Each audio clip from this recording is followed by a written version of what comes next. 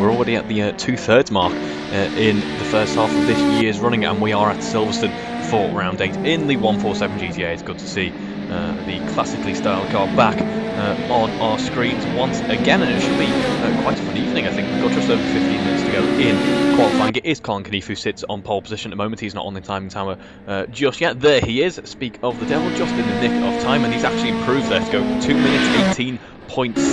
That's an absolutely blistering lap time, about 1.4 seconds clear right before Andrew Harvey stepped in there with 2 minute 19.8. He making some nice progress in that session with that excellently inspired livery there.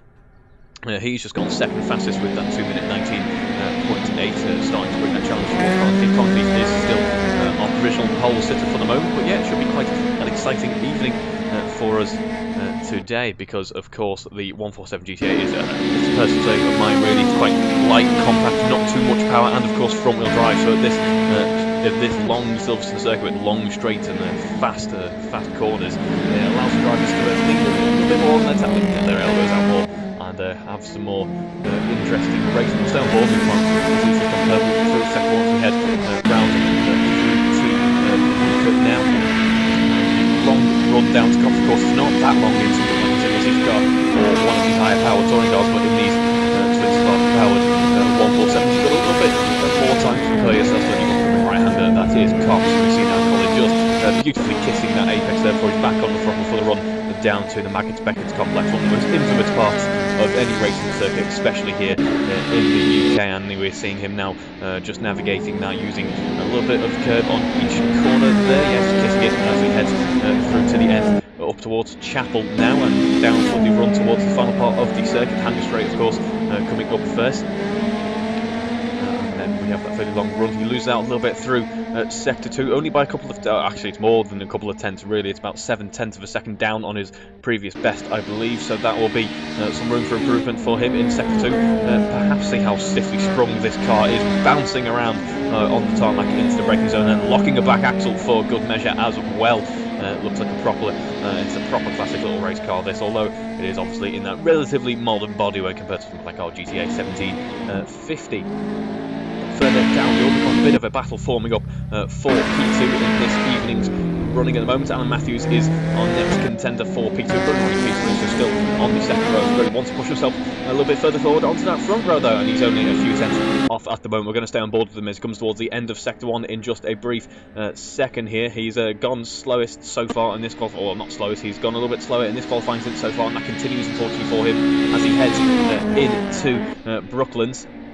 A little bit of a lock-up on the back end there. It's quite a famous sight in these 147 GTAs. I believe it's been a little while since commentating on these actually. Mike missed the previous 147 round. But either way, still a brilliant car to watch. We have currently 10 cars on the track at the moment, and they are fairly evenly spread out, actually quite a nice spread. There's a little bit of a build-up between John Baker, Steve Knight and Rob Whitney. Let's see if we can go on board with them as Guy Talbot makes some nice improvements further down the order. Goes 6th fastest now with 2:21 there, but you can see Rob Whitney leading the straight, heading into Cox now with Steve Knight on his left-hand side there, and I believe just a little bit further back there is John Baker as well. So as I was saying, that's it's typical really. I say that the spread looking quite nice there. There's a bit of a battle going on already. We're only in qualifying, which is good to see, and someone's gone off quite substantially there. I believe that is Rob Whitney. Rob Whitney on the entry to Maggots decided to take a more scenic route by the looks of things, and that's not ideal for a qualifying run. Which got turns to go there, Rob. So no major worries to be had yet. As we will go back on board with Colin Keneath, he is looking to go out for another fast lap there, although he's still not quite managed to best his own personal best through sector 1 so far at 37.2, but absolutely nails sector 2 this time round. Exactly what he needed to do. Found 3/10 up on his previous best lap so far as a result of that sector 2. 1 minute 1.8, absolutely flying through sector 2 then at the moment. Left 2 we can do ahead through to the final corner, Stowe, Vale and Club. Your last 3 corners to navigate on this circuit for Colin Keneath now as we head into the Vale chicane. That's actually where I managed to watch the last few years of the round. Very good spot to watch. Stay back on the throttle now for Colin Keneath. Only has that little bit of a front end push to negotiate yet, and he looks like he's navigated the final corner of the circuit beautifully back for the run down to the checkered flag, and he does improve a 2:18.3. Found a few tenths there, goes purple in sector 3 as well, so he means big down from the and he's looking very secure indeed. 1.5 seconds to go, just over 10 minutes left in this session. We're going to have 12 cars on track, actually, I must mention. One man we won't be seeing in the running, unfortunately, this evening is Will Harper. Will Harper not present this evening because he's busy celebrating the birth of his daughter, so congratulations, Will.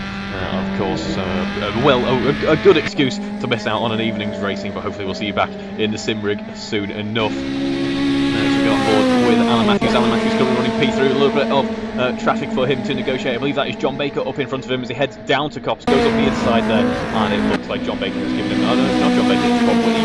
Of course, a little bit like one of those pink and blue magic erasers is Rob Whitney's 147 there. It looks like a completely different car from the back compared to the front. Now it looks like Alan Matthews' car from this angle. It's a car of many colours. That could be quite useful in terms of distracting if he wants to play some interesting strategy calls. Perhaps there. It looks the back end on Alan Matthews' car looking very eager to rotate there. As we come towards the end of sector 2 now, and back on the run towards the final part of the lap, right to the edge of what used to be that airfield here at Thruxton. And we have in the distance there Rob Whitney, a little bit too far back to be using a tow. I'm not sure how effective a tow is in these 147 GTAs, but still a very good reference to the car from Thruxton. On board, I haven't seen too much from John Cole yet. He did at some point sit on pole position. Has currently dropped back to 4, so maybe he's taking a bit of a breather in this qualifying session so far to try and recollect the thoughts, maybe change a couple of strategy or a couple of setting tweaks perhaps, but is now back in the running, and he's not looking like he's going to be able to improve on this lap. Still has plenty of opportunity with 10 minutes to go in this session. And we'll go back on board actually with Andrew Harvey. Andrew Harvey was looking at the end of the warm-up lap, so let's see what he can do now.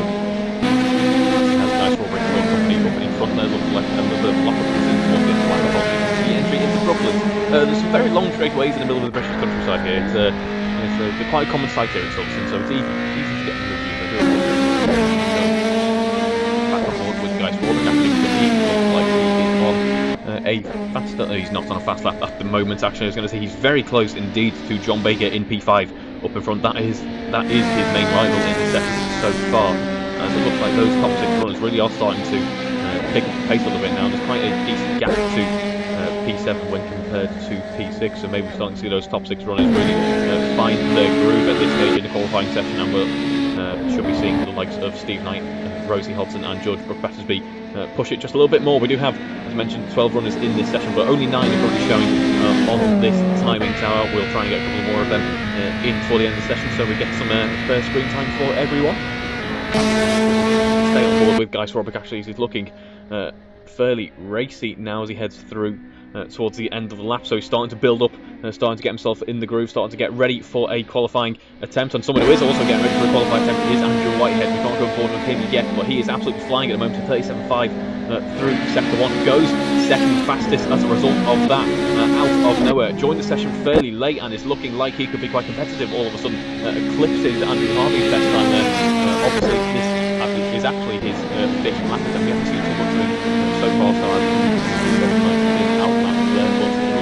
is where he wants to improve. He wants to try and push towards Colin Keane up in front. So that's what you're going to do, Andrew Whitehead, if you're listening for some reason. If you're not fully concentrated on your qualifying session, that is where you want to make the improvements. So yeah, I can be many things. I can be commentator, I could also be pit engineer, but I will be an unbiased pit engineer. If anyone would like some, I don't know, some insider info on some other cars, feel free to ask.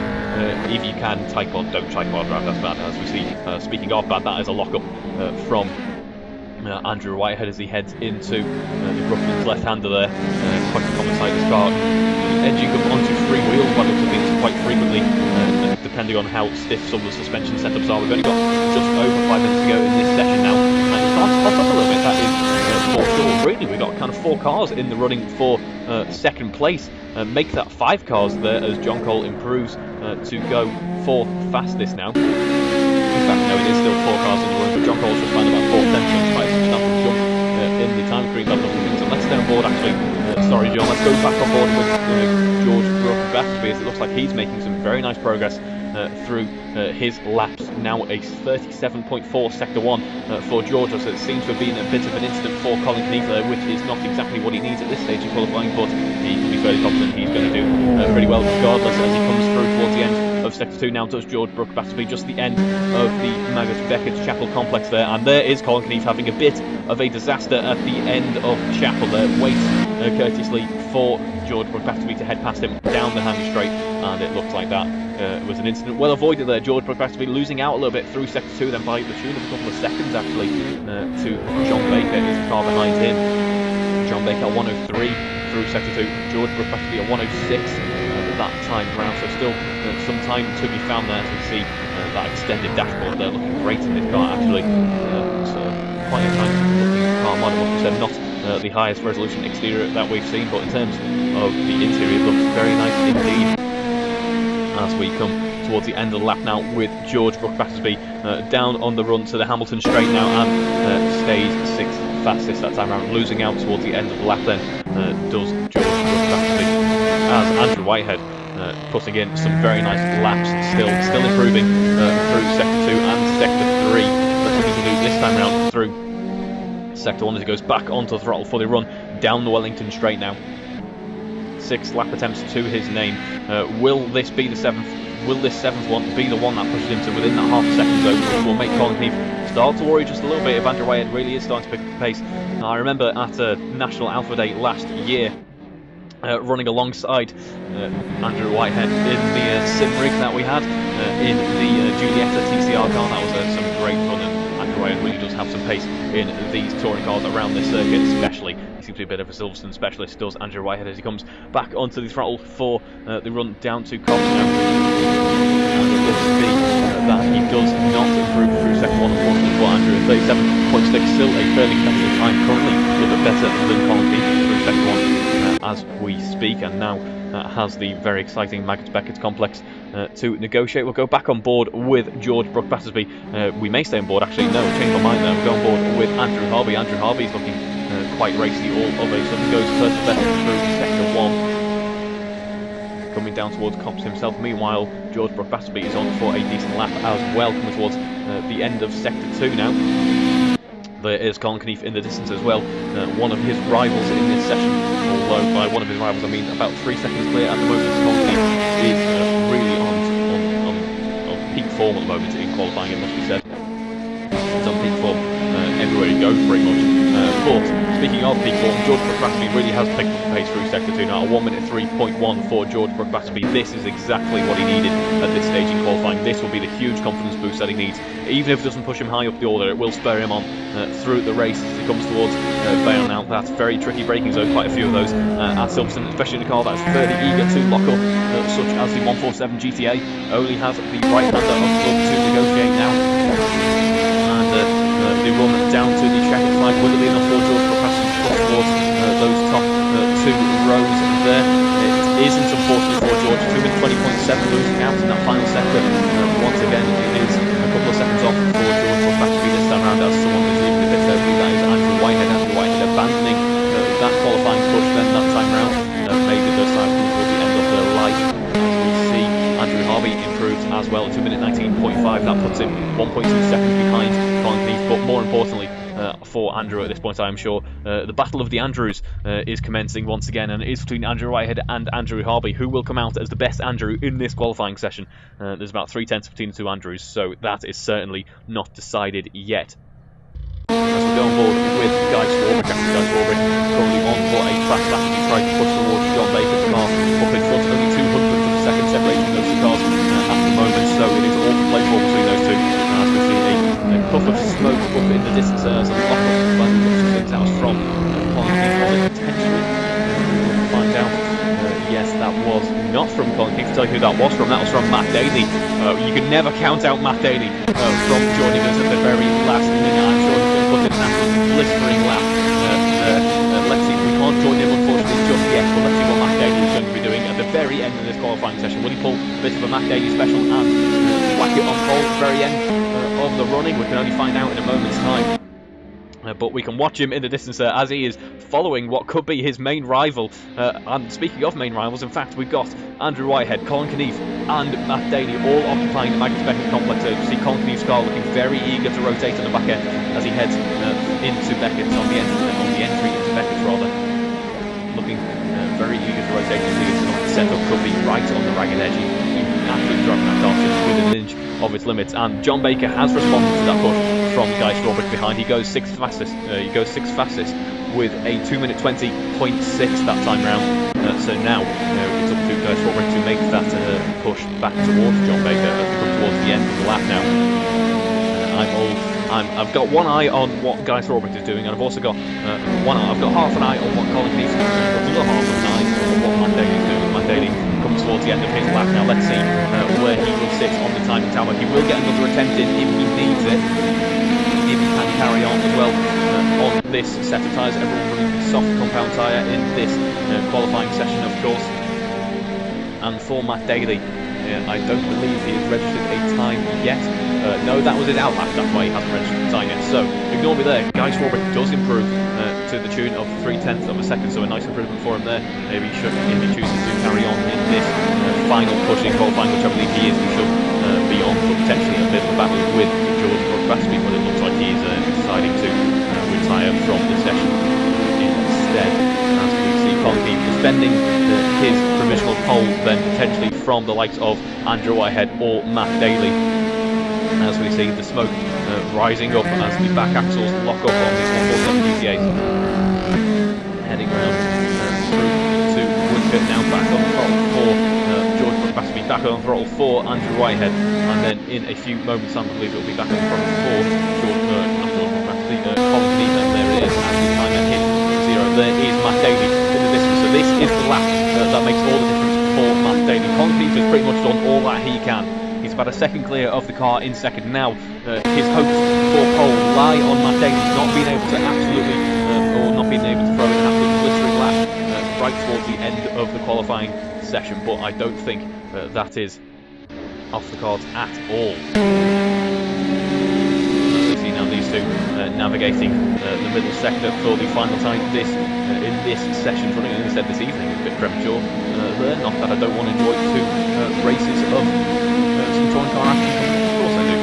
But we now have Matt Daly running for the end of the lap now, heading down the hanger straight with Colin Keneath in his rear view mirror. That'll be spurring him on just that little bit more to try and push towards him and get himself in a decent position in qualifying to try and put up a charge to him basically in this touring car series, because Colin Keneath is absolutely on the form at the moment, is dominating pretty much every race weekend that he attends, apart from the odd mistake here or there or the odd bit of bad luck. But Colin Keneath is choosing to bring an end to his qualifying run. There's no more he can do, he feels, as we come across the line with Andrew Whitehead now. Will he improve? No, he doesn't. He stays in second at the moment, about 9 tenths down his previous best lap up. I can't quite see what Matt Daly has done yet. Matt Daly, a 2-minute 19.2, goes second fastest by the skin of his teeth by the looks of things, by 0.004 of a second. Matt Daly takes the second spot on the front row from Andrew Whitehead, and that is an absolutely blistering performance in qualifying, given he's only just joined at the very end there. So if that is the pace that he's demonstrating with some very little practice there, that is potentially a cause for concern for Colin Keneath. Let's see what happens coming up in race 1 in just a few moments' time.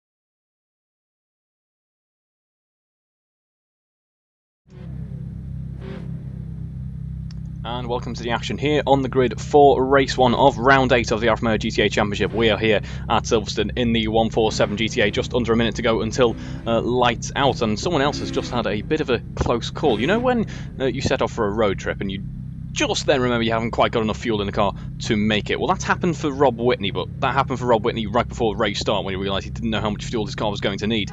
I think he's just been told it's 25 litres, which is good to know, but luckily that's all just been resolved. Matt Daly sitting there, second row on the second place on the front row of the grid, pipping Andrew Whitehead to the post just at the very last moment in qualifying there. Only 20 seconds to go until lights out now. Everyone running the soft compound tyre in this race, so it'll be interesting to see how that strategy develops throughout the race. Maybe we'll see a couple of changes for race 2, the reverse grid race, which I'm already advertising before we even set off. That's a new record, I think, but it doesn't matter. We have 6 red lights on the gantry, and we are away as a huge plume of wheel spin, a huge plume of smoke from everyone's car there as they launch away. Colin Keith going for the aggressive mode there to take off from the light there and just about wind out of the thought of it. No major changes in position so far there, as we see Matt Daly right on his rear bumper though, trying to find a way past, looking like he's going to go around the outside under braking potentially, and does so indeed. Very late on the brakes for Matt Daly. Has it been too late though? Has he outbraked himself? I'd look to think he has. He's have to run wide. Loses position to Andrew Whitehead there, potentially under pressure from Andrew Harvey now. Andrew Whitehead up into P2 and a little bit further back than Colin Keith. We have the run down to Brooklyn's corner coming up in a minute. We have the Wellington straight to negotiate there. First, there's been a huge contact between John Cole and Andrew Harvey, taking each other off by the looks of things onto the infield there. That's not what they need at this stage in the race.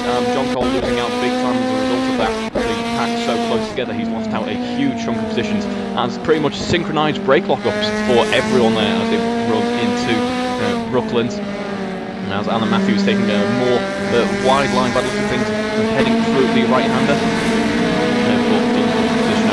Of that Conkeneath. Meanwhile, all of that chaos is breaking away now, about a second and a half clear of the rest of the field. Andrew Whitehead under pressure from Matt Daly though. Matt Daly wanting that P2 back, and I'm sure he's going to fight for it until the bitter end if he has to. These two breaking away from the rest of the field as well. So the top 3 setting up their own race at the moment. It looks like Matt Daly's ready to complete that race already, as he has the outside or the inside of the exit of Cops actually, and has been able to, very brave move there on the entry into Maggott Beckett, take the position away from Andrew Whitehead now, and Matt Daly is up into P2 once again. There's trading positions going on throughout the field there, as we see Andrew Harvey getting position on John Baker. John Baker currently leading Dice Robrick. Dice Robrick currently leading the AM race at the moment there, as it looks like someone else has gone off. Who's gone off there? That is Rob Whitney by the looks of things. Rosie Hodgson rather losing out a little bit as well. As we see Paul Melvin, we didn't see Paul in qualifying, I don't believe, unless that was just my timing tower. My timing tower. He is currently running P11, putting the pressure on John Cole as John Cole is trying to climb his way back through the order, coming towards the end of the first lap now. Obviously quite a long lap in these 147 GTAs, not the most powerful things in the world, but great fun to race and to watch racing, that is for sure. As we see Rosie Hodgson taking the position back from Paul Millman on the entry into Velbar. Looks like he's running a little bit wider around coming through the club corner now, as it looks like Rob Whitney's done a little bit too much damage, unfortunately for him. Has to enter the pits there, which is a bit of a damper on things for his race, that is for sure. And it is still Matt Daly trailing behind Colin Keith at the moment, having overtaken Andrew Whitehead. Andrew Whitehead doing a very good job of keeping on Matt Daly's heels there, as we head down the Wellington straight once again now. And Matthews under pressure from Giulia back to me. We have a bit of a train forming up here in the midfield actually. There's about 5 cars potentially in the mix for this one, as it looks like Guy Swarbrick is trying to get the move done on John Bacon as we head down towards Ludfield here, as Guy Swarbrick under braking takes the inside line there. Very nice move from Guy Swarbrick, but has he miscalculated it? A little bit too aggressive on the brakes, maybe that kicked the back end out, and he was very lucky to catch that one. Still keeps the position as well, so well played by Guy Swarbrick there to keep P7 after that very brave overtake, that is for sure. And there is Jack Hodgson. Jack Hodgson now going to be under pressure from John Cole in just a moment's time there, as John Cole is certainly got some pace behind him. It's a shame he's a little bit further down the order for his race, but we should see some good and exciting overtakes in moments time here as he climbs his way back through the order. as Matt Daly is now trading positions, actually, or not trading positions, trading sectors rather, with Colin Kniefs. Matt Daly takes the purple sector through sector 1 now, as we see John Cole getting past Jack Hodson now, and there is Andrew Harvey actually looking a little bit upset, a little bit unsettled as he heads through Beckett's there, but is able to keep control of the car. Looks like he's battling it with George Brook Battersby, as George Brook Battersby is trailing Alan Matthews heading down towards Stowe there. And Matt Daly really has picked up the pace. Let's stay on board with him. He is absolutely flying at the moment. Has managed to catch up to Conklin. Not sure if Conklin had a little bit of an error, a little bit of mistake perhaps, but for whatever reason Matt Daly is now all of a sudden pretty much within half a second of Conklin, coming towards the end of the second lap now. Such a long drawn out lap in these 147 GTAs. We come across the line once again with Conklin now. And Matt Daly not quite able to keep up with him through the final corner there, but about a second faster throughout that lap there, so making good progress is Matt Daly, and should start to put the pressure on as he gets more and more comfortable with the car, of course, having very little running in qualifying. I'm not sure if he is, I believe he's just not able to make qualifying, he's not able to make the whole of qualifying. I could be wrong there though, he could be very sneakily getting into some extra practice in a single player run perhaps. If that is the case, that is a well played Matt Daly, as we see. There's an interesting strategy in that one, as we see him heading down the Wellington straight once again now, as there is a battle going on further down the field. It is within the AM race. It is between Steve Knight and Paul Millman. This should be a good battle, that is for sure. These two know how to battle each other and have some good pace behind them, as well as we head round the loop, around through Aintree and down onto the Wellington straight once again there, as it almost suddenly it is quite a close battle for the AM race here. There's 3 cars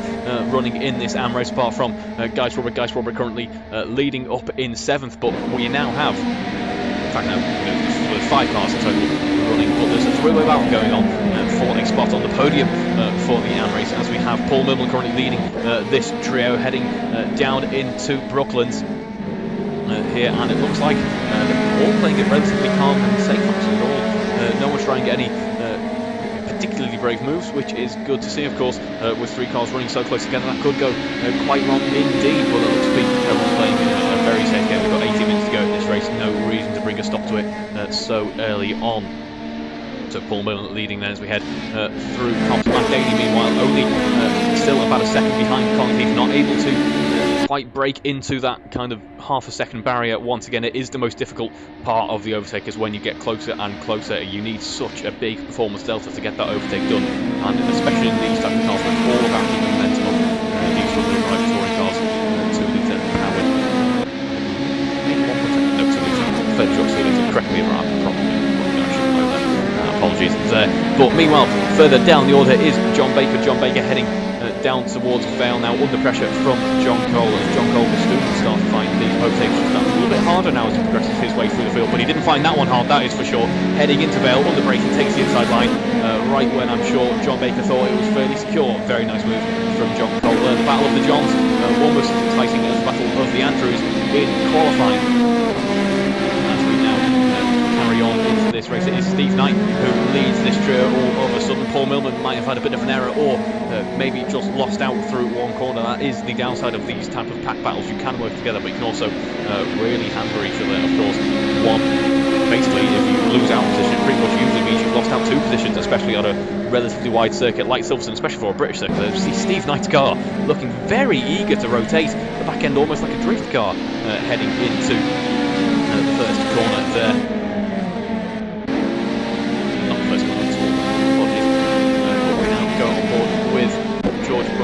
George Battersby is on the heels of Alan Matthews. Alan Matthews running very nicely indeed, ran nicely in qualifying as well. George Battersby pretty much on the pace with these type of these types of midfield runners as we head through Woodcut and down on the run to Comps now. It is Matt Daly. Actually, we're going to go to the front of the field for a second there. It looks like Matt Daly had taken a position from Conklin, but that appears to have been a timing glitch, which is good to see, because I was trying to observe that delta as much as possible, but I didn't observe this delta. It is the delta between Rosie Hodson and Steve Knight, as Rosie Hodson gets past Steve Knight now, and there are trading blows in this pack.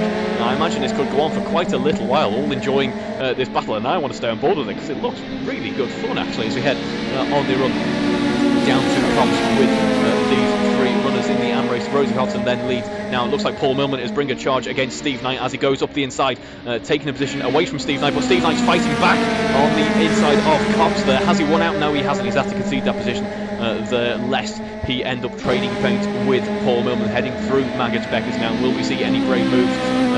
These three are feeling fairly confident by the looks of things, battling it out with each other, so I wouldn't be too surprised if we see that at some point in this race, but I wouldn't be also surprised if we see, looks like that is Rosie Hodgson going off there. I was about to say, I wouldn't be surprised if we see John Cole managing to overtake Guy Swarbrick there, but unfortunately for Rosie, it's all gone wrong through Maggotts Beckett there, and she loses out to Paul Millman and Steve Knight, but the battle between the two still carries on then, as Steve Knight is looking to make his car as imposing as possible in the rear view mirrors of Paul Millman as we head towards the end of the lap now. Congratulations to John Cole, by the way, for that overtake as he runs down to start the next lap. Guy Swarbrick will now have quite a nice reference. Actually, Guy Swarbrick can use the car in front, use John Cole there to kind of spare him on, maybe copy a couple of his braking zones, braking points if he feels confident enough, and try and break away from John Baker behind there. Otherwise, he will be at some point in this race focusing on a defensive drive against John Baker, looking at current lap times. But speaking of current lap times, it is Colin Keith who still leads at the moment with the best current lap times on the grid there, currently in the 218s. And quite comfortably in the 218s. Actually, Matt Daly is the closest car there, but is in the high 218s as well. So it currently has the measure of Matt Daly does Colin Keith, but I imagine this battle will be kind of threatening to go on at some point throughout the rest of this race. We're already nearly at the halfway stage, just how exciting this race has been. I'm not sure what this new little graphic above. I think I've clicked something accidentally, and I do apologise for that. I don't want to click anything to try and get it away, lest I break something. But it is, I quite like it because it's a very good description of what the 147 GTA is. It's overall a small Alfa Romeo. So I'm quite happy with that one. As George Buckley is battling out with Alan Matthews as we head down towards the Maggotts Beckett complex there. Alan Matthews will be trying to carry as much speed as possible through to try and throw George Buckley off the scent. And it looks like that has worked. Carried a little bit too much speed. Actually, no, it hasn't worked. Maybe carrying too much speed as he enters Beckett's there, and George Buckley able to pull it back at the end of the complex there. But now there is the long run down to the hangar, down through the hangar straight rod, and it all matters on how much next we got out of Chapel, and the entry to Stowe as well is a favourite overtaking spot of our drivers. As we see a lock-up from George Buckley that time. We haven't seen too many, actually less than I expected. I imagine we might start to see more as the tyres come towards the end of their life. There's one car I can't quite remember what the tyre degradation is like. It's the 147 GTA, so this will be a good reminder for us here, as we see Matt Daly setting purple sector now through sector 2 at 1 minute 1.7. That's a very racy sector 2 indeed, especially with half a race's worth of fuel on board. 25 litres is the magic number, remember that one, Rob, there. So that is what these drivers are currently contended with in the back of their cars. Although it's not the world's biggest fuel load, these are probably quite an efficient little race car actually. As we see, someone who's pushing the car was just slightly more efficient is Alan Matthews, so we can push that out ahead just that little bit more to try and break away from George Buckley. George is doing a very good job of keeping Alan Matthews honest. It must be said, pushing him as much as possible without doing anything too overly exuberant. As we have the run down the Wellington straight once again now, and the gap is closing as we speak. Looks like George Buckley got a slightly better run through Aintree, has the benefit of a little bit of a slipstream. Of course, the wind on the back of the car will make some difference, but it looks like George Buckley wasn't able to keep up with Alan Matthews. Alan Matthews taking a bit of a defensive position on the run through Brooklands actually, and as a result of that, George Buckley being able to find a way past, but the run through Luffield wasn't great for Alan Matthews. Left the door open a little bit. George Buckley had a look, wasn't able to make it stick though, but that is going to be sparing him on as we have the run down to Cox now, and George Buckley is just a few tenths off as we see him heading towards the middle sector, or in the middle sector now rather, and that gap up about 3 tenths per second isn't closing up by well, it isn't extending by any means, and it is closing up in fact now as we have the run down to Maggotts Beckett. George Buckley looks down the outside, that's the inside for Maggotts, and it looks like he's got the overtake done, but for how long? Because Alan Matthews is able to fight back on the inside of the next corner here as we head into Beckett's now, and Alan Matthews is still alongside of him pretty much, but by the looks of things George Buckley has just about got that position done.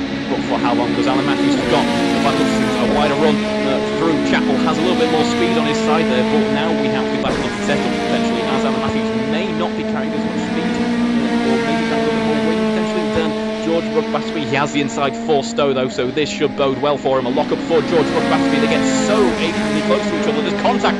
I had a feeling there was going to be contact between the two there. Luckily, no major ill effects. George Brook Battersby able to carry on there, and now George has the inside for Vale. And who is going to take the defensive drive?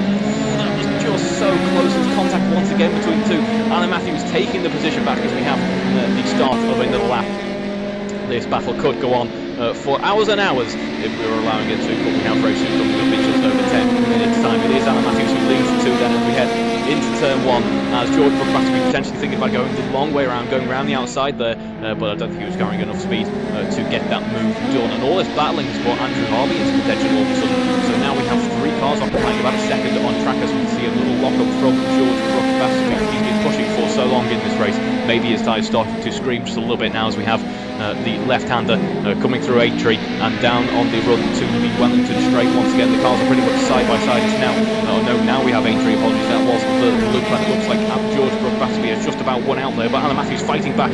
They pretty much touch wheel to wheel. Andrew Harvey in the middle of all this, trying to find a way past. Isn't quite a gap wide enough for him really. George Brook Battersby takes the inside into Brooklands, and there's contact between Andrew Harvey and Alan Matthews there.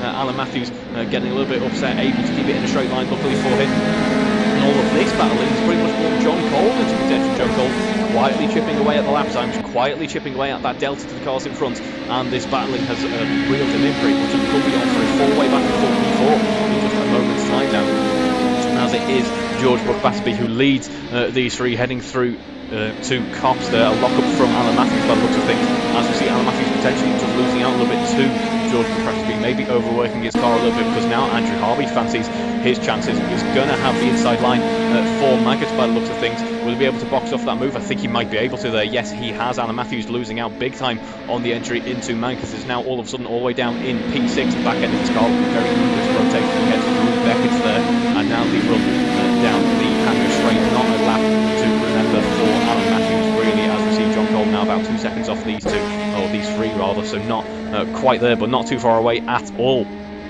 as George Brook Battersby leads these 3 there. Let's see what Andrew Harvey can do though. If we compare current pace at the moment, Andrew Harvey's best lap is a little bit slower than George Brook Battersby's, but compared to the previous laps there, it's certainly in Andrew Harvey's favour, that is for sure.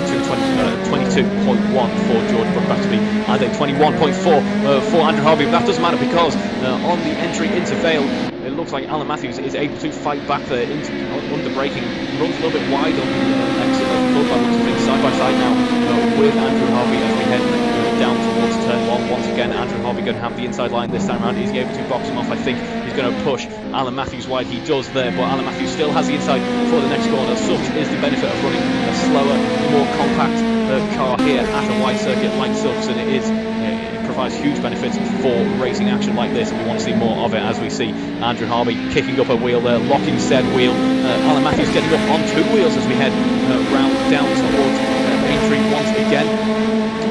Alan Matthews clipping the curbs as much as he dares there as we run down the Wellington straight once again, and George Brook Battersby breaking clear of these 3 once again as John Cole is now all of a sudden involved in this. Andrew Harvey currently in P5, but for how long? Locking up that wheel on the entry into Brooklands there. Alan Matthews putting his car up the inside, but he's too far back this time round. John Cole, in the meanwhile, is looking for that gap that Alan Matthews is leaving as he tries to find a way past Andrew Harvey, and will be, I am sure, maybe thinking about P5 potentially if he plays his cards right. We have just under 10 minutes to go in this race now, and it is still Colin Keith who leads at the moment.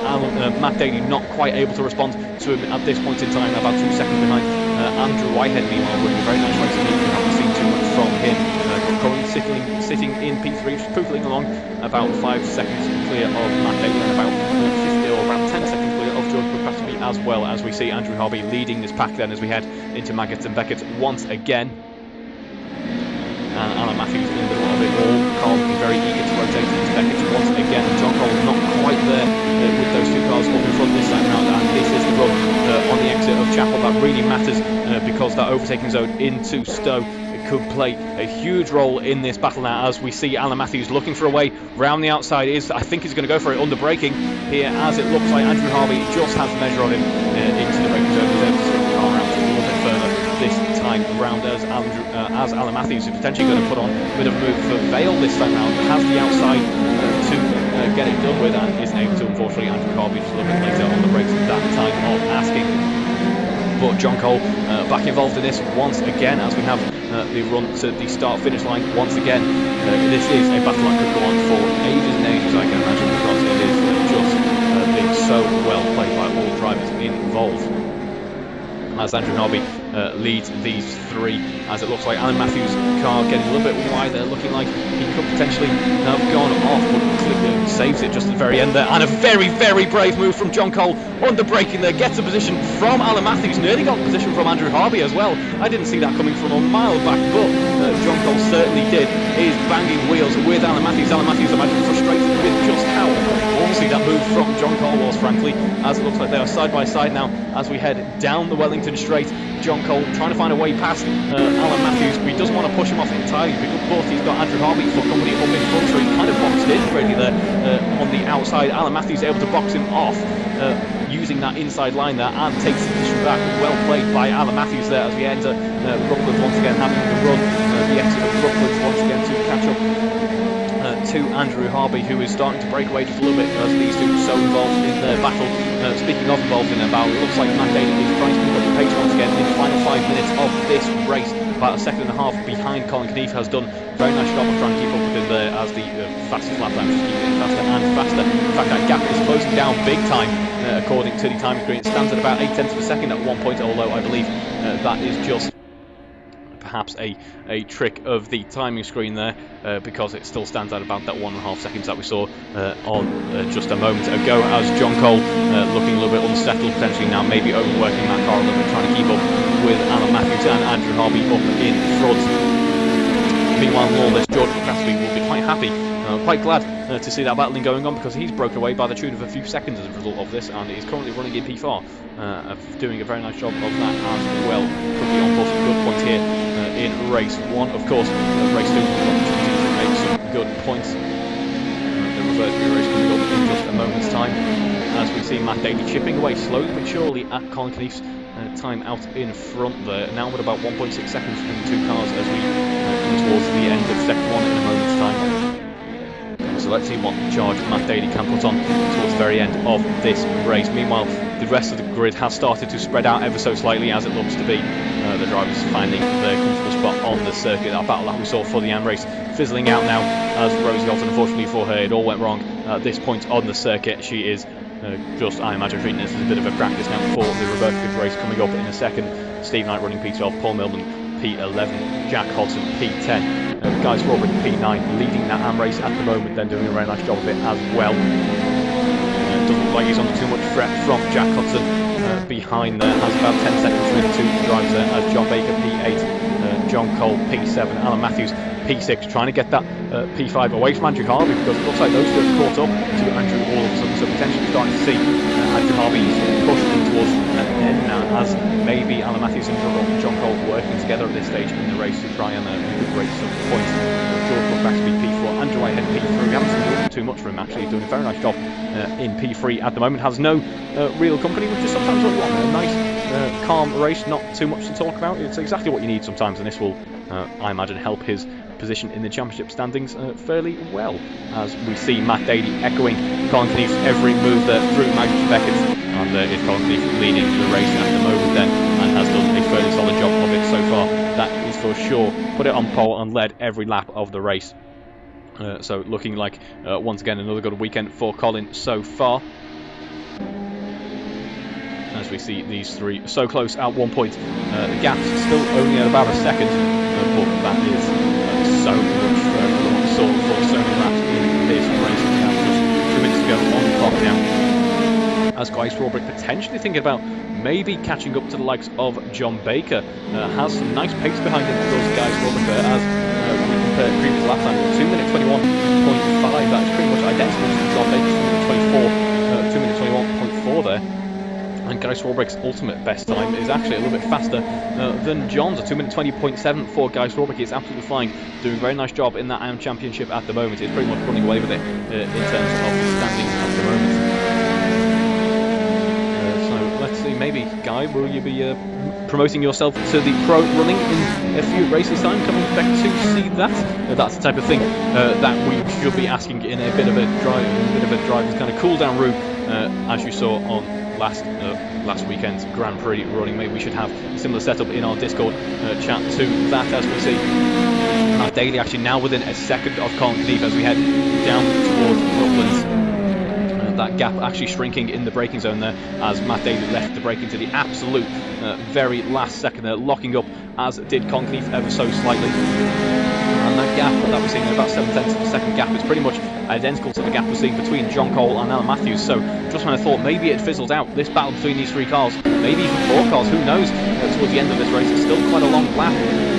Could be on until the very end here, so let's see what happens as we come towards the end. We'll come towards the start of second two, rather. John Cole getting very close to the rear wing of Alan Matthews. Alan Matthews going a little bit wide through Luffield there. That spurs John Cole on. John Cole looking for a way past now as we exit Woodcote and have the run down to Cox. John Cole is oh so close this time around. But speaking of oh so close, it is Matt Daly very close indeed to Colin Knief. This is now the penultimate lap, so if the move for the overtake for the lead is going to happen, it's going to happen on what potentially could be the final, well, it will be the final lap of the race, but it could potentially be going on there, as we see looking like George Brook-Batterby trading positions with, no, I believe that is a timing glitch once again, but here is Matt Daly trying to get the move done on Colin Knief, going around the outside, going to try and do it the long way round to get it stuck. This time round though, we have Matt Daly up on two wheels actually as we head round Stowe. And the run down to Vale once again. My voice is starting to give up. It's been such an exciting race here at Thruxton for race one. Colin Knief is going to have his work cut out for him though, as we have one more lap to go. 2 more minutes of Silverstone action here for race one, and Matt Daly is really putting that pressure on right at the very last second. Maybe he's been waiting to pounce all along. Has kept those tyres in a very comfortable window and now has the pace to do so with very little fuel on board, because his potentially his only, haven't quite asked him, but maybe his only real experience in this car is within a qualifying setup. But it doesn't look like it's going to happen yet as we head round towards the loop. Colin Knief still leads this race. Meanwhile, further down the order, Alan Matthews comes across the line to start his final lap of the race, with John Cole still behind as well. That gap about 0.5 of a second. It seems to be a tale of 0.5 of a second. This race really, it seems to be what the drivers are struggling to overcome. Certainly the case for Matt Daly as we enter the braking zone for Brooklands, as it looks like Matt Daly locking up this time around, not able to make the gains that he did on the previous lap in that braking zone. As we head round into the middle sector once again, that gap still just threatening to close up, as we see it stand at about half a second at the moment. The run down to Copse. Last time we saw a big battle for the lead of a race coming to an end at Copse. Really, it was the 2021 British Grand Prix, and that is not what we want to see here. It's not what we've seen here. These two playing it much safer, much more cleanly through Copse this time round. We now have Magnus Beckett to negotiate. Will Matt Daly pull a blind here? I don't think he's quite got the pace on him at this stage in the race. That gap threatening to get closer, as I've already mentioned, but still staying at about 0.4 of a second. We see Jack Hodgson in the distance there, heading down the Wellington Straight. And there is Andrew Whitehead. Andrew Whitehead doing a very good job actually. It will be a really commendable drive for him, sat on the podium as well, as we see the gap now at just 0.2 of a second. Will Matt Daly put on a blinding move to go around the outside of Stowe? It's defended by Colin Knief, very well defended indeed. Left it to the absolute last minute to put a bit of a switcheroo on him potentially, as we see Matt Daly now potentially trying to fight back for Vale, but I don't think he's got it in him at this stage in the race. The car maybe not quite got the pace, but it looks like Colin Knief has defended as well as he needs to there, and it looks like as we head around the final corner, after leading every single lap of this race, near enough unchallenged towards the very end, there was a push from Matt Daly, but it was enough. Congratulations, Colin, for the race one victory this evening. Matt Daly coming home just 0.2 of a second behind to take P2 as well, as we see Andrew Whitehead coming around the final corner as well to round out the podium, coming home P3, very commendable drive as well. George Brook-Batterby breaking away from that pack behind him to come home P4. Andrew Harvey will be taking home the accolade of P5. There is Alan Matthews defending to the very end against John Cole to take home P6. John Cole coming home P7, and very nice coffee drive from him in this race. I'm sure he enjoyed it, even if it wasn't quite as high as he would have wanted. as we see John Baker come towards the end of his race, now coming home P8, and there is Guy Strawberry coming around Club to take the victory in the AM running as well. So well done, Guy, for what has been another impressive race for you there. And there is Jack Hodson looking like he's coming towards the end of his lap there, as is Paul Millman, Steve Knight and Rosie Hodson battling out earlier on in the race, but coming home to take home some decent points in the AM running as well. So if that is the type of battling we have seen between the two leaders, let's see what they can do in the reverse grid race as they try to side their way through the field, but still put on a charge against each other. It will be very exciting to see how these two, with the pace that they have demonstrated in race 1, can put on a charge in the reverse grid race coming up in just a few moments' time. So do not go anywhere. I'll catch you in just a second for the reverse grid race coming up here at Silverstone.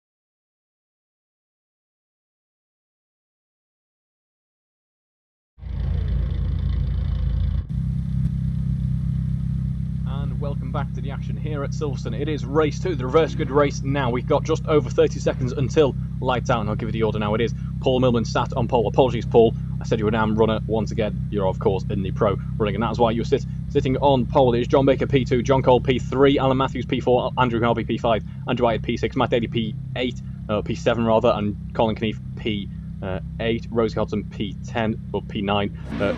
I'm in the middle of all this. My car currently on the timing system is breaking up the order, so it's a little bit confusing. Rosie Hodson P9, Steve Knight P10, Jack Hodson P11, and Guy Swarbrick P12. Just in the nick of time because there is the gantry lighting up. It's 6 red lights on the gantry.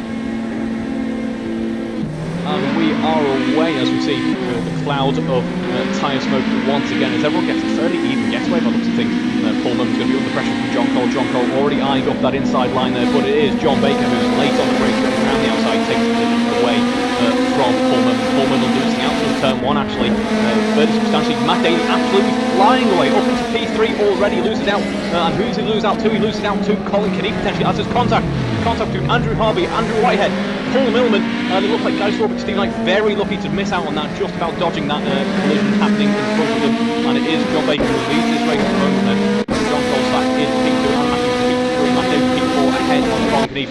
His arch nemesis in race 1 is Matt Daly who leads these two as we enter Brooklands as they come pretty much side by side. It looks like Colin Knief maybe thinking about conceding, has the inside line. It's going to be later on the brakes. It's going to try and be later on the brakes, but there is Alan Matthews occupying the same bit of tarmac that he wants to occupy, but still Colin Knief able to get that move done up into P4, taking that position away from Matt Daly. But Matt Daly's fighting back though. Matt Daly's fighting back to get round into Woodcote now.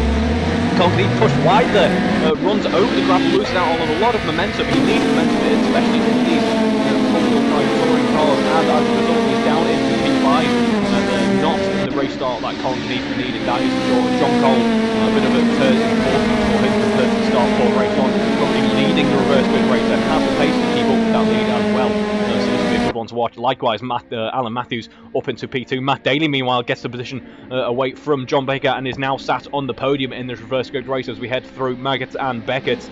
This has been a bit of a dream start for him. This is intending his redemption tour on Thruxton in the 147 GTAm as he tries to take his charge for the lead of this race. And he's thinking about it now as he goes around the outside of Alan Matthews on the run down the hanger straight. Is side by side with Alan Matthews, has the inside line for Stowe. Unless Alan's feeling very brave and breaks late to go around the outside, it looks like this could be Matt Daly corner, and that is the case as we head around that long right hand. It is Matt Daly up into P3. Colin Knief out of nowhere got that position. Why did he get that position? Matt Daly looks like Alan Matthews has gone off actually.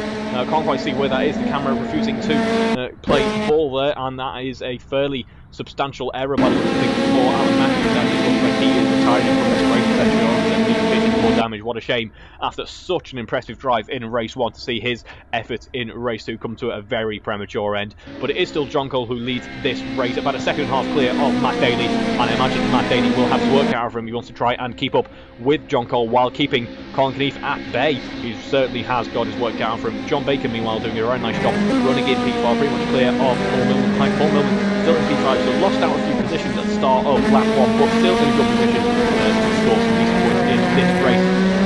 As we see Jack Hodson, Rosie Hodson rather, riding over the curve, that pushes her off the circuit, and now shooting pressure from Jack Hodson as Jack Hodson is heading round main street for a run down the Wellington straight. He's going to try and use that slipstream, goes and sets himself up for the inside for Brooklands.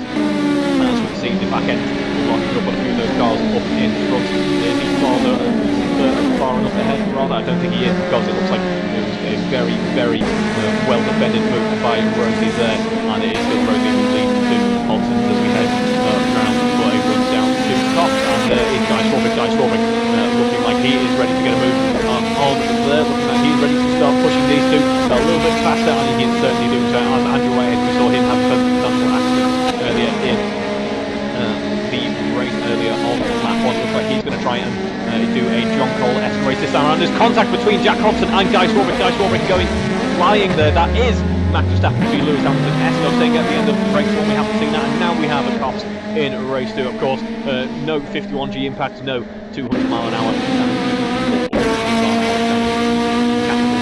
barrier. Guy Swarbrick able to carry on, currently running P10 there, but what a shame for his race. But that is racing sometimes. I think that was just a race against the back end on Guy Swarbrick. Very eager to turn in there, and Matt Daly. Currently in P2 at the moment, under pressure from Colin Keneath. Only about half a second between those two cars. I'm not sure what Matt Daly is focusing more on at this point in time, because there's only 7 tenths of the car in front, but you can't ignore the threat of Colin Keneath when he is the car behind you in your rear view mirror. And you can see that lunge of the brake there. Not a lunge as such, not trying to say he's trying to put on a bit of a dirty move there, but what an absolute kind of push forward of the brake there, just how late Colin Keneath is on the brakes as these two. It looks like Matt Daly is focusing on that car behind, as the gap between him and John Cole built to about a second, and that is exactly what John Cole wants to see. John Cole wants to see the cars behind battling it out, squabbling over the lower point scoring positions. I say lower point scoring positions, it's still P2, P3. But if John Cole can keep this going, as much as he can, keep that going on for long into the race, he put himself instead for a victory. Of course, John Cole doing very well in standing at the moment. He's still within a shout of this. As we look further down the order, there is a battle between Rosie Hodson and Andrew Wyatt. Andrew Wyatt trying to push his way through the field, much like John Cole did in race 1. Rosie Hodson is the car up next as we see these two heading down the Wellington straight now. As Andrew Wyatt looks for a move up the inside potentially. I think he's too far back this time round though. It's going to pretend. I was thinking for a second he might have gone for a move around the outside, which isn't something we see too often. Just how much pace he was carrying through that corner there. Of course, he wasn't using from that far back, even when you've got the talent behind the wheel, much like it is the case for Andrew Whitehead. But it is oh so close between Matt Daly and Colin Keneath now as they head into coffee themselves. Will we see a collision here? No, we don't. It looks like Matt Daly able to defend it just about. But for how long can he keep Colin Keneath at bay? Colin Keneath looks like just very good pace. Very confident in that car there at this circuit as well. Certainly has the pace to put a challenge towards Matt Daly, as it looks like Matt Daly's trying everything in the book there, using as much curb as he does, as is Colin Keneath. Colin Keneath up on 2 wheels there as he enters Beckett. And the run down for the hanger straight once again there, as Matt Daly is still within a second of John Cole. So John Cole certainly can't rest easy. He rests a little bit easier than Matt Daly must be feeling right now. Matt Daly must be under quite a lot of pressure in that bright yellow 147, that is for sure. I'm not sure what yellow that is. That is not exactly what water trophy is like when you have a 3-way back. But I wonder if that is that a yellow Monza, maybe a Ferrari? Either way, it's a very nice yellow. But that is not what matters at all, as it is Colin Keneath still trying to put a challenge on to Matt Daly there as we head round the final corner for this lap. As it looks, was that a bit of a lock-up from John Cole? It's not a typical braking zone there, unless he's trying to preserve the tyres. It is a bit of a tyre killer at the circuit, especially in a front-wheel drive touring car. Those front wheels have so much to deal with around a high-speed sweeping circuit like Thruxton. Speaking of high speeds, it is John Cole who wins out in terms of speed trap speeds there, 126 miles an hour on the board for John Cole there, pretty much the best out of the order of match, although by Matt Daly and Colin Keneath. In fact, Matt Daly and Colin Keneath identical to the speed trap, absolutely identical as well. Not really a measure of speed, but we move forward, and the likes of John Baker running a little bit more downforce there, as we see Matt Daly now oh so close to John Cole as we enter Brooklyn. All of a sudden, the dynamic of this 3 battle has changed a little bit as Matt Daly looking for a move off the inside. John Cole's going to go a little bit wide there, heading through Brooklyn's back end, switching a little bit, and that may have helped him, because that kind of allows, or kind of forces Matt Daly to back off, even if it looks like that car up the front is perhaps a little bit unsettled, a little stable, heading through the right hander there. As we see Matt Daly really trying to find a way past now. Looks like he's going to try and stick a move down the inside, maybe. No, he thought better of it down the inside of Cops. But he's putting pressure on John Cole, that is for sure. Gets a better run through Cops, now side by side with John Cole ahead on the run down to Michael Beckett. He's actually up ahead briefly by the looks of things, but John Cole able to box him off there, able to keep Matt Daly behind as we head through the very technical part of this circuit now. As we have the run through Chapel once again. Matt Daly's carrying just so much more speed compared to John Cole, actually bump drafting him a little bit through Chapel by the looks of things. That helps John Cole out big time, but it doesn't help out Matt Daly, that is for sure. The top 3 now occupying half a second as we enter Stowe here, as Matt Daly puts a bit of a switch on, trying to, I imagine, confuse Colin Keneath behind a little bit, while also trying to find a way past John Cole. John Cole still leading this race and doing a very good job of defending what is effectively a 2 car stage, as Colin Keneath certainly going to try and go for a move around the outside into Vale there, but that is protected by John Cole, and now has the inside actually, does a bit of a switch back under braking, trying to find a way past it, making his car as wide as possible. That doesn't seem to phase Colin Heath in the slightest now as we have the run down to start-finish straight. Matt Daly positioning his car already for the inside of the first corner, but John Cole is defending with everything that he has got. Car sliding its way through the first corner. Colin Heath backing off by me, only 3 tenths of a second behind Matt Daly. Now Matt Daly looking like he's going to go round the outside under braking, but isn't able to get the move stuck there as Colin Heath is all of a sudden back in the mix for P1 potentially, as he has the inside there, but has to drop back just a little bit now. Now is 2 seconds, 2 tenths of a second behind Matt Daly this time around. We have the run down the Wellington straight once again, and Matt Daly is really going to have a bit of a fight with John Cole now as he goes for the inside of Brooklyn's John Cole, trying to squeeze him as much as he does. Who's later on the brakes? It looks like it is John Cole later on the brakes, but it's a bit of a squeeze from John Cole there, and there's contact between the two. There's contact between Matt Daly and John Cole. Matt Daly clipping the back end of John Cole's car there. John Cole losing out big time now. John Cole tries to re-enter actually, and actually has there been contact once again between Matt Daly and John? I don't think there has. John Cole able to take P2 back regardless, but all of a sudden in all of this, Colin Heath now leads this race to about a second. These two so involved in their own squabbling, they actually managed to kind of hamper their race a little bit as we head down towards Cops now. As John Cole's car is sliding straight substantially through Cops, he's lost a lot of speed. The result of that, Matt Daly is going to go round the long way by the looks of things. Wasn't able to get that move stuck though. There's only 2 tenths between those two cars. Entering Magnus Beckett's, and this battle could rage on. We're not even at the halfway point in this race yet. We've already seen so much battling.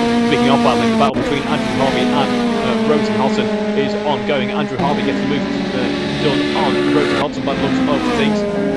But he's certainly on a bit of a defensive right now as Rosie is fighting back as we head through Magnus Beckett's with these two cars. But it is still the battle between Matt Daly and John Cole that we're focusing on as they are side by side as we enter Stowe now. All of a sudden, all this battling has brought the rest of the field back into contention. By back into contention, we're only about 5 seconds apart this time around. There's contact once again between Matt Daly and John Cole, as John Cole is still ahead of Matt Daly somehow in all of this. He's put on such an impressive defensive drive.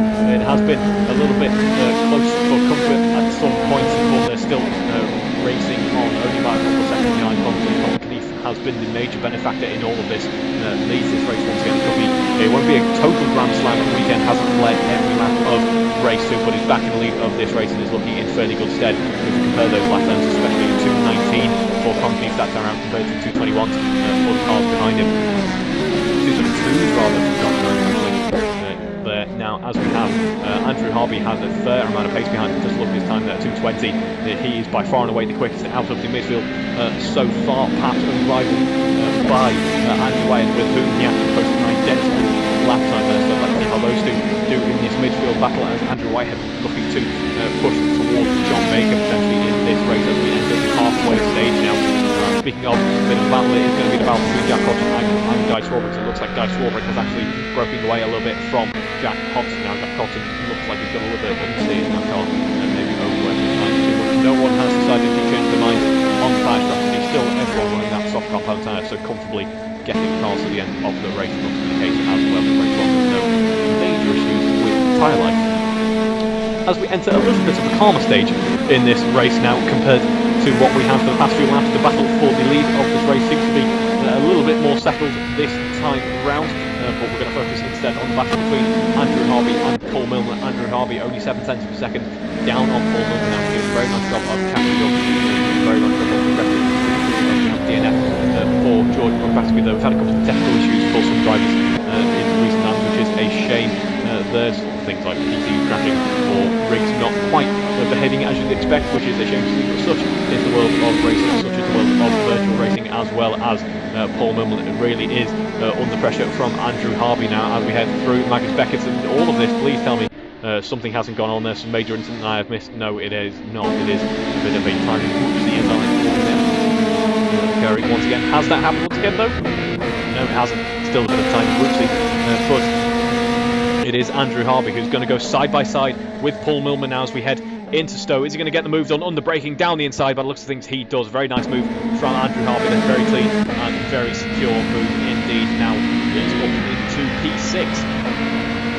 Meanwhile, a little further up the order, although let's see see, will Paul Millman fight back on the entry into Vale by the looks of things? He wants to. He's very close indeed. Only has clubs to negotiate on this lap now as Colin Keefe sets the fastest lap of the race. He's freed now. Freed of that battle that was keeping him back for so long. It's now setting those fastest laps out in front, but it is Andrew Harvey who wins out in the end in this battle.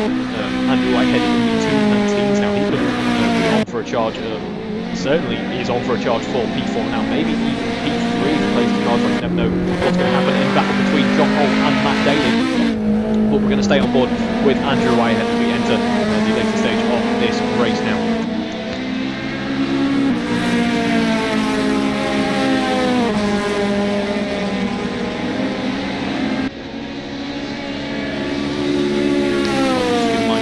Chance to recover this time, so it's been a very exciting weekend at Silverstone, as there's a bit of a lock-up for Matt Daly up front by the looks of things.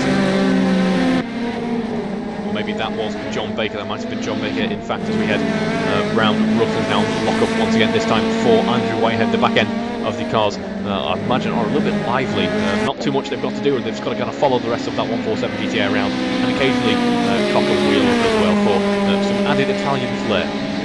Not that the 147 needs much of it. It's a very attractive car indeed. It's on my Alfa bucket list. Really is 147 or a GT or a 156 or basically anything on that chassis. I do quite like them.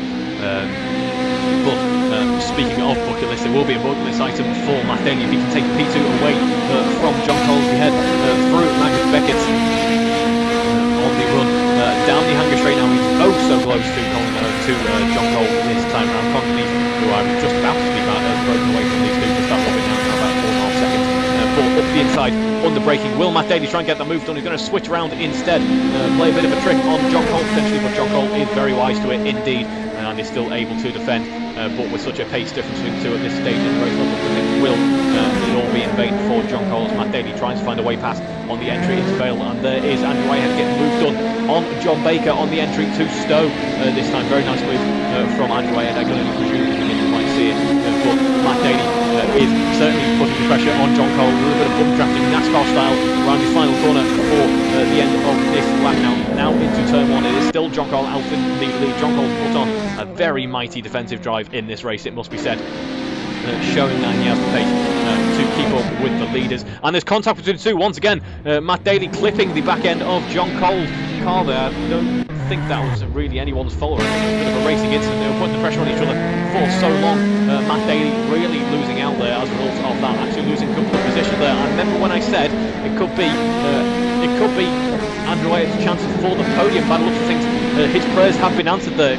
It was such a big stoppage for Matt Daly. He's now all the way down in P4. Andrew Whitehead is going to be in a little bit of a more comfortable zone. The tyres will be much happier on his car compared to Matt Daly's car after that incident. Matt Daly, of course, a little bit shaken by it as well. It should be fairly easy for Andrew Whitehead to get this move stuck on the entry into Brooklands. Lock up for John Baker, who's currently sat on the podium as well, but Matt Daly's already back in fighting mode and doesn't want to quite give up this podium spot this easily. That is for sure. John Baker then really has it all to play for at this stage. For him, as John Cole can now rest just a little bit more easy in P2 at the moment with a huge gap to the car behind him. But we have once again about 4 tenths of a second being occupied by 3 different cars as we get into Cops now. John Baker leads his trio, followed by Andrew Whitehead, followed by Matt Daly, not too far behind at all, by Andrew Harvey. As we go, by the looks of things, thinking about 3 wide on the entry into Maggot here. I think though Matt Daly is just a little bit further back, guys. It looks like John Baker backs out of it a little bit, locks up. Andrew Whitehead takes P3 away from John now as we enter Beckett in a moment's time.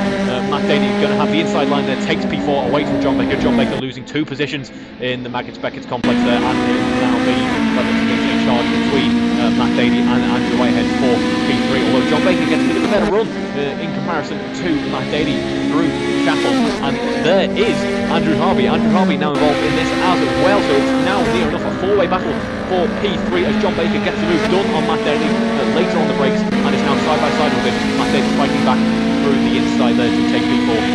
Once again, this is a battle for the end of this race. I believe pretty much could go on right until the end as Matt Daly is going to try and find a way back onto that podium, but is certainly under pressure from John Baker. But I think John Baker has instead changed and set his sights on Andrew Harvey. Andrew Harvey is the one trying to push John Baker for P5 rather, and there is another small little timing oopsie there, putting Guy Swarbrick on the podium. Guy Swarbrick running very nicely indeed, leading that AM race, so he doesn't need a podium in the pro running because he's doing such a good job in that AM race.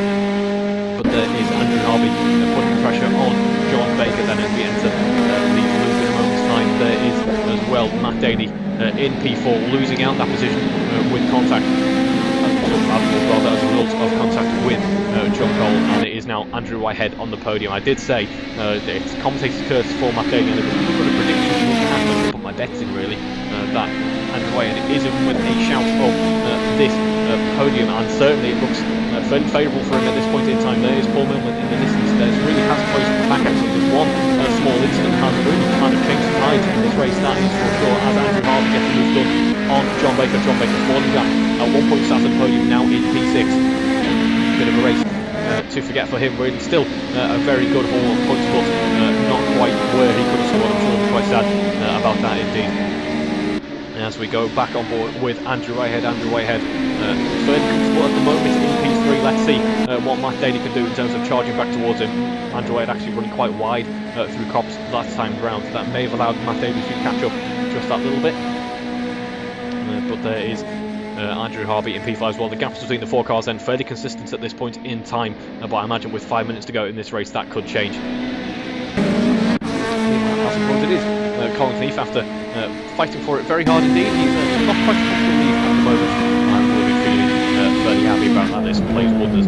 This does wonders for him rather in his fight for the championship. Likewise for John Cole. John Cole can relax just a little bit in this stage in the race. Someone who can't relax though is Andrew Whitehead, who we've been following for the past lap or two now, under pressure from Matt Daly, as those two have broken away just a little bit from Andrew Harvey and John Baker behind.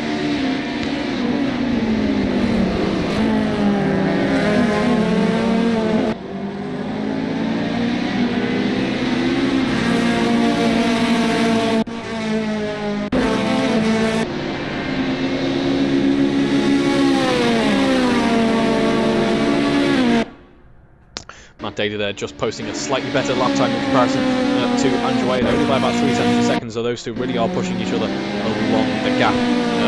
So close between the two.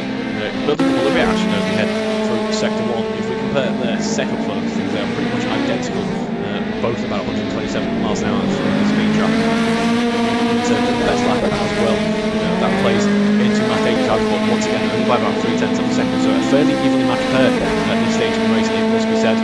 So let's see how this battle develops between these two cars as we will go on board now with the two Hobsons once again. We saw them battling earlier on, and it looks like they're getting ready for one more battle at the later stage in this race. A huge amount of understeer by the things for Jack Cotton. Or is that understeer, or is he potentially running on controller? I know Alex Smith was, much to the amazement of some other drivers, but by the looks of things, those inputs were potentially into control use, or very, very last-ditch attempt to get some life into the tyres potentially, or maybe there is a lack of life in the tyres called. It could be one of a number of issues really. I am no race engineer. I know it's claimed to be one in race 1, but I'm not. I would leave that to the experts, who are the guys driving the cars in this race.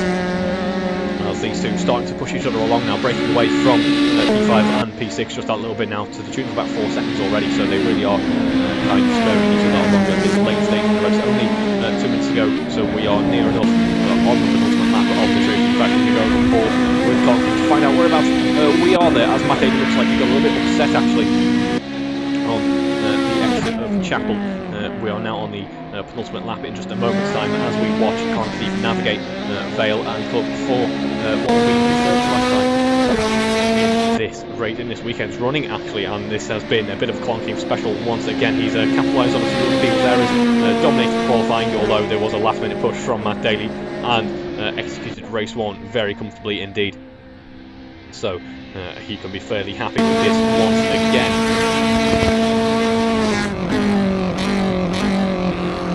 As we see, the gaps actually are quite interesting because Andrew Whitehead and Matt Daly, of course, only split by about a second. We could see this battle going right until the very end. The gap between Andrew Harvey and John Baker, again, only at about 2 seconds, which in these cars isn't too big at all. Likewise for Paul Milman and Guy Swarbrick, who are heading around the final corner now. Likewise again for the two Hodgson, Jack Hodgson and Rosie Hodgson, as they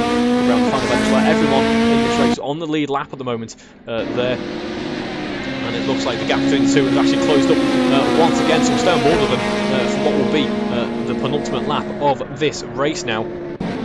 Rosie Olsen has that reference up in front of her, has that slight advantage of being able to see when Jack Carlton may be losing a little bit of time, but also has the disadvantage of trying to find a way past, because I imagine Jack Carlton's going to go on a bit of a defensive drive. In fact, he's going to ride over the curbs there and concede the position pretty much. There, one small error, spit the car off the circuit, in fact, spit it up into the air.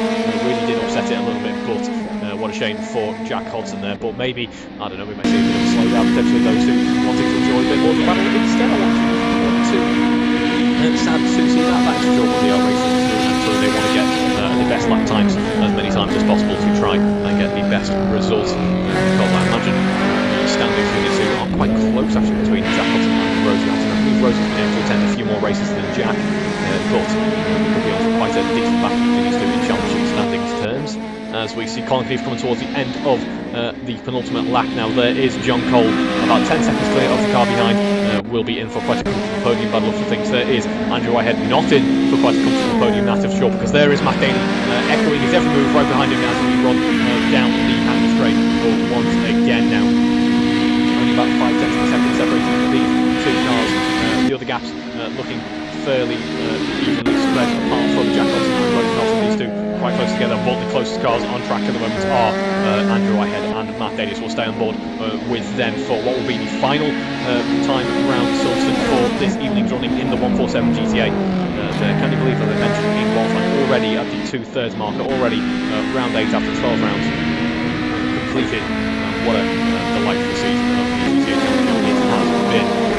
I am looking forward to seeing the battle for both the Pro and the Am running actually carrying on towards the very end there, as it looks like the battle for P3 is going to be carrying on as well there, as Andrew Whitehead just about keeping Matt Daly at bay at this stage in time, but for how long? Because Matt Daly is certainly trying to find a way past her, using every single square inch of tarmac that he can.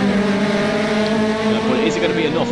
We are on the final lap, of course, and we're fairly far into the final lap, and now Colin Keith heading up towards heading through Brooklands now rather.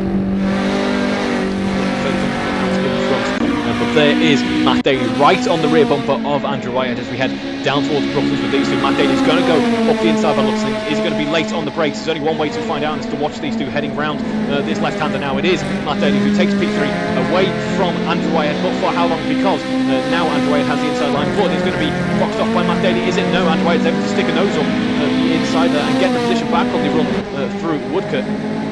And there is Andrew Whitehead back into P3, back for a position on the podium here. As we run down to Cops, they are near enough side by side, means pretty much makes no difference there, as we have Andrew Whitehead with the inside line for Cops. But is that beneficial? Because Matt Daly gets a bit of a better run through Cops by the look of things there, and they're side by side once again. Matt Daly taking that position back. There is John Cole heading through Maggots Beckett, and we'll have to join Concliffe in just a second there as we watch him come across the line. But this battle is going to be raging on. Matt Daly takes that position back from Andrew Whitehead, but are we going to see him take it back as we head through Chapel? I think we probably are by the looks of things. There is Colin Keith heading round Stowe for the final time this evening, but it is John Cole in P2 at the moment, Matt Daly in P3 and Andrew Whitehead in P4 as it stands at the moment, but I wouldn't be surprised if that changes as we head through the final couple of corners. Here are the final couple of corners, and they are being navigated by Colin Keith.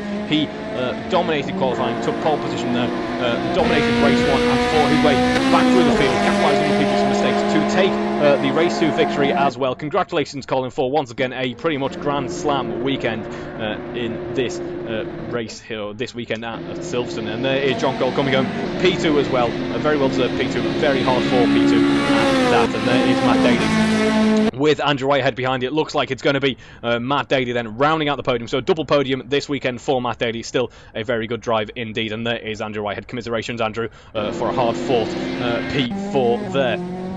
Meanwhile, we have Andrew Harvey crossing the line to take P5. John Baker, after being in P3 at one point in this race, comes home P6. Paul Millman will be taking home P7. Nice haul of points there. And there is Guy Strawbridge leading that and race coming across line to take home P8. Rosie Colson finishing on top in the battle of the Hodgsons. We've had battles of the Andrews, battles of the Johns, and now we have the battle of the Hodgsons. And it is Rosie Colson who's on top, taking home P9. Jack Hodgson P10 and Steve Knight P11.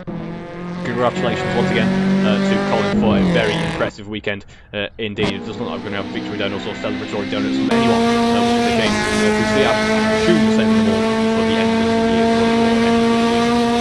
the year's running, which will be good to see. Actually, we're going to have a bit of a victory weave from Colin. Thank you, Colin.